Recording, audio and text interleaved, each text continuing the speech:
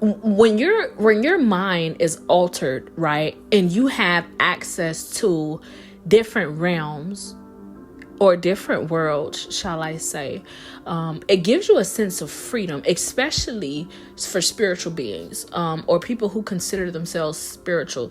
It makes you feel, it gives you a sense of freedom to be who it is that you are, a sense of freedom that you crave, that you can't live in, that you thought you couldn't live in the physical reality. This is why it was so important for me to blend them both without the drugs, so that people can start living in their authenticity, so that I can wake up the gods within us, so that we can start living in our ranking instead of accepting being considered lower level, or accepting being considered middle class because of a label that someone has placed on you.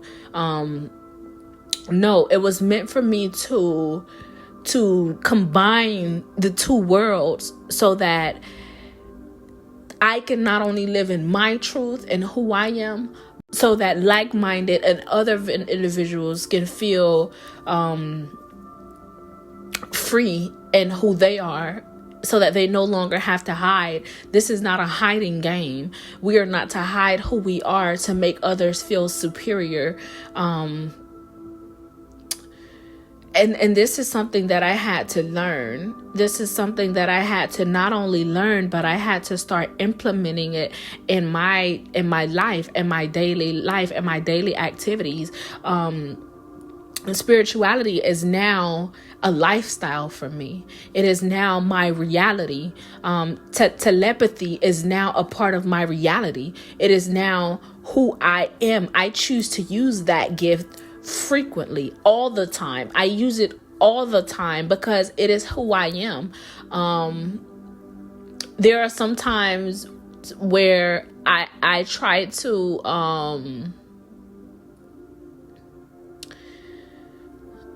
be reasonable because my spirit is free, okay? And it says what it wants, it does what it wants, and I'm okay with that. But a lot of people may not be. They might not be okay with their truth.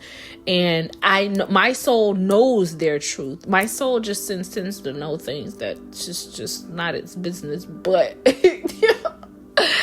that's what it is. And it speaks truth. It speaks truth to me. It speaks truth to my neighbor. It speaks truth to my brothers, my sisters. It's a truth speaker. And so sometimes, it can be, a little upfront. And I'm just here to say that we don't have to